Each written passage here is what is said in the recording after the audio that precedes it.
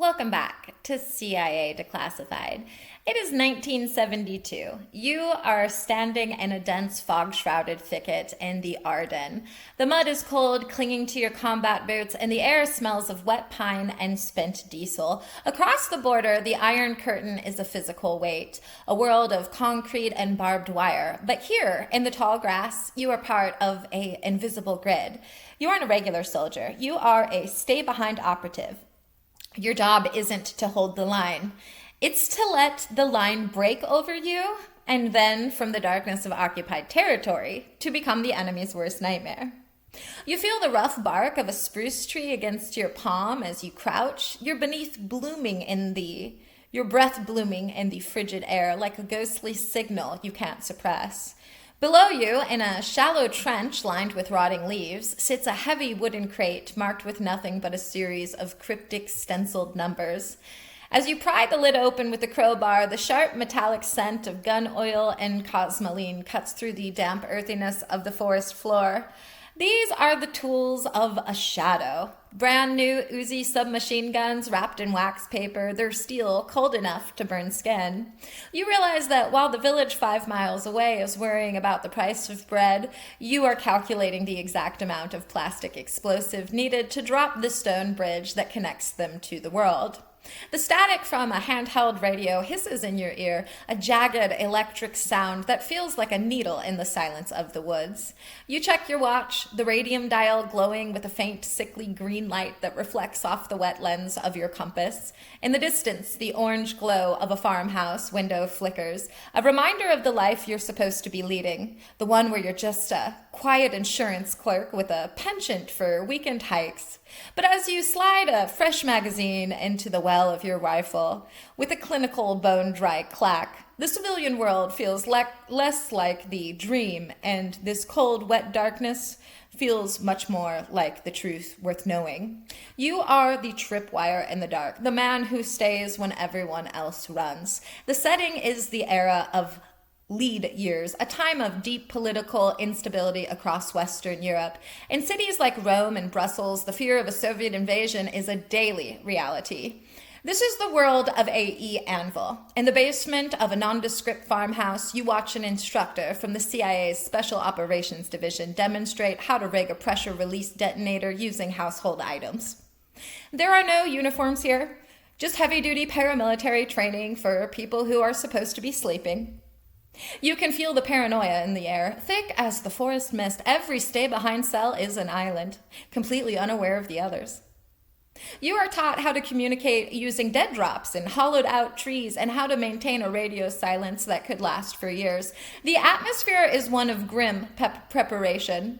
The government has already pre-cached your weapons, crates of FN fall rifles and plastic explosives buried in waterproof containers 3 feet under the soil of your own backyard. You are a citizen soldier in a war that hasn't started, living a double life in a continent that is essentially a giant unexploded bomb. Why the name? In the CIA's cryptonym system, the prefix AE was a diagraph used for operations specifically targeting or located within the Soviet Union or its European interest. Records indicate that ANVIL was chosen as the base word, the suffix, because the project was envisioned to be the solid foundation upon which the hammer of Allied counterattacks would fall. The AEANVIL designation was a calculated strategy, a recognition that conventional forces alone couldn't stop a Red Army surge. It was a paramilitary stay-behind program designed to provide the intelligence and sabotage infrastructure necessary to crack the Soviet war machine from within. If you want to find the heartbeat of a secret army, you don't look for a parade. You look for the rust in the records and the grease on the gears, so let's pull back the layer of soil and look at the verifiable data of this secret army. AEANVIL was managed by the CIA's Office of Policy Coordination. The project established secret arms caches in West Germany. Operatives were trained in the use of burst transmission radio to avoid detection. It recruited from local anti-communist groups and former resistance fighters. The project utilized safe houses that were vetted for long-term concealment. AEANVIL cells were operational in Italy under the name Gladio. The program included training in surgical sabotage of rail lines and fuel depots. CIA instructors used pseudo-military training camps in the United States. The project utilized microfilm for the storage of sensitive contact lists. AEANVIL identified strategic bottlenecks in European infrastructure for demolition. Stay-behind units were funded through a complex web of front companies. The CIA provided cyanide capsules to high-level cell leaders in case of capture. The program used specialized caches containing gold coins for bribery in occupied zones. AEANVIL operatives were trained in evasion and escape (E&E) tactics across the border. The project coordinated with the NATO Clandestine Planning Committee. Stay-behind networks in France were known by the code name Plan Bleu. The project utilized silent weapons such as crowbars and suppressed pistols for sentry removal.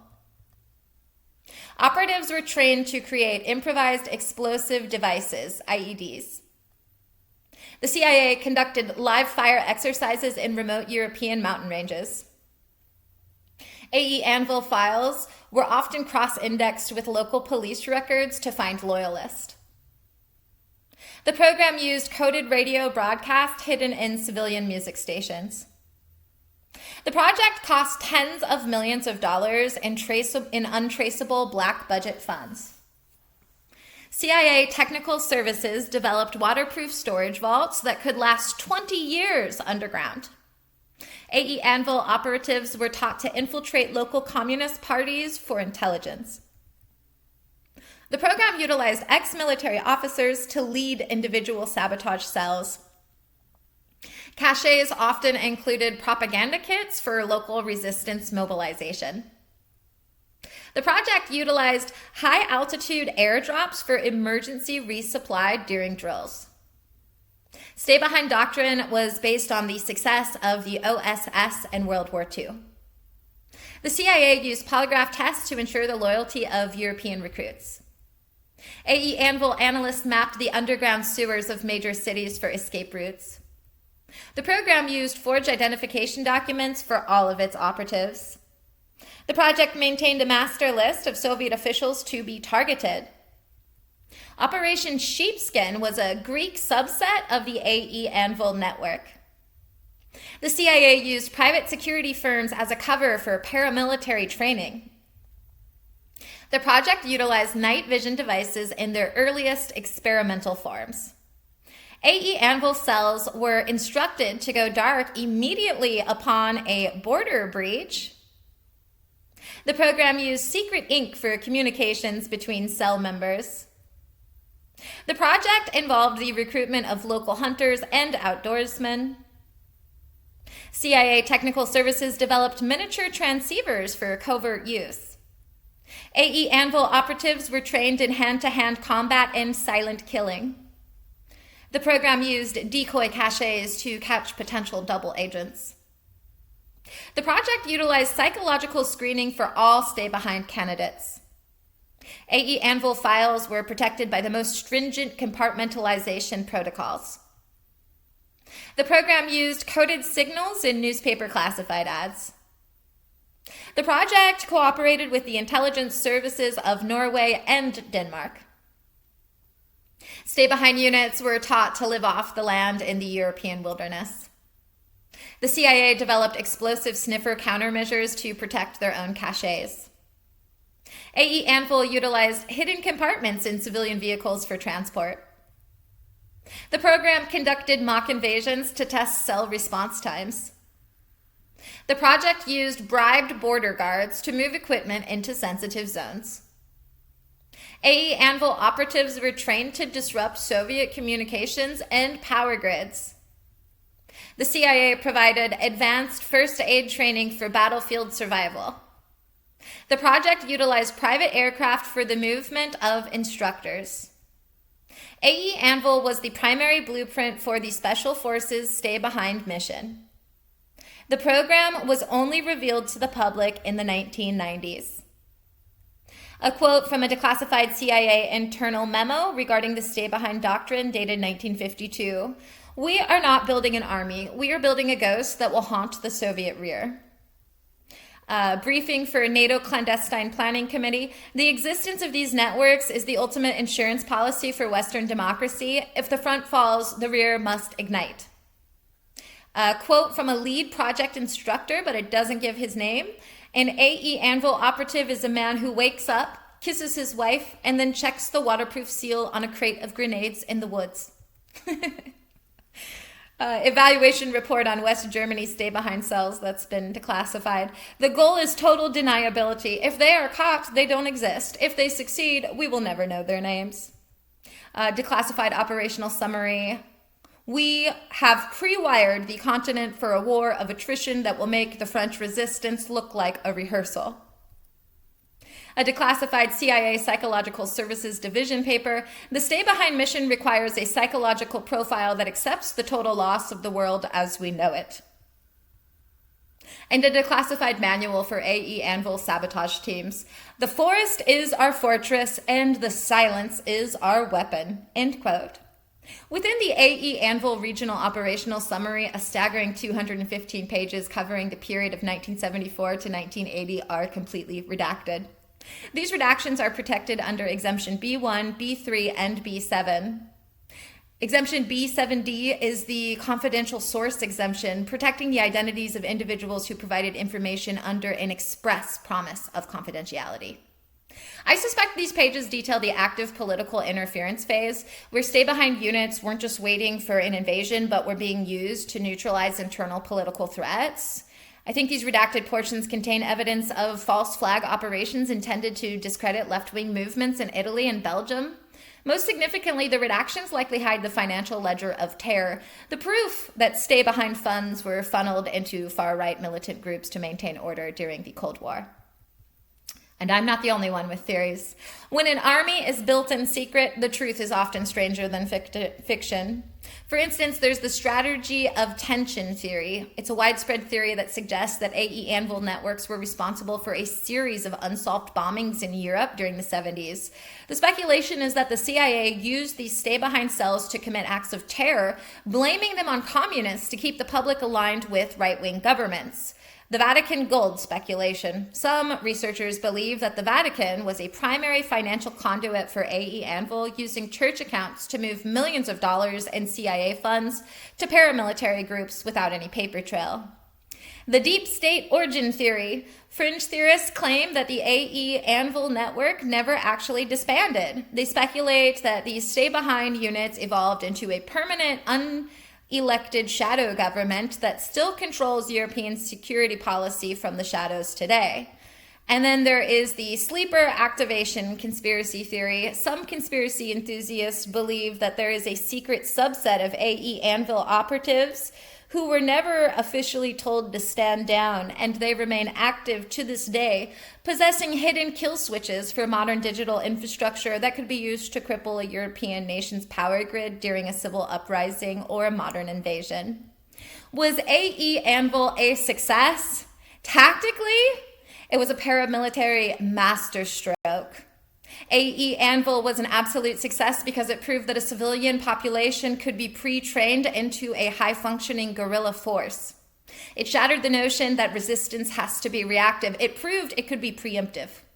It turned the European countryside into a lethal maze where every bridge and rail switch was already zeroed in for destruction. It proved that cache technology, the art of holding tons of equipment for decades in hostile environments, was a perfected science. Furthermore, its tactical victory lay in the psychological deterrence. The bare knowledge that these networks might exist forced Soviet planners to allocate massive numbers of troops to rear area security, weakening their frontline push.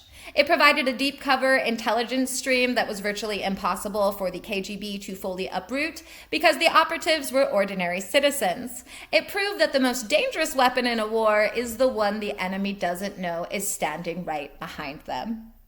Strategically, it was a moral and political minefield. The program was a success because it maintained a pro-Western orientations in countries that were teetering toward the east. It provided the strategic depth that NATO lacked on the ground. By establishing these networks, the CIA ensured that the US would always have a foot in the door of European sovereignty. Strategically, it was the ultimate failsafe, a guarantee that even if the continent fell, the flame of resistance would never be extinguished.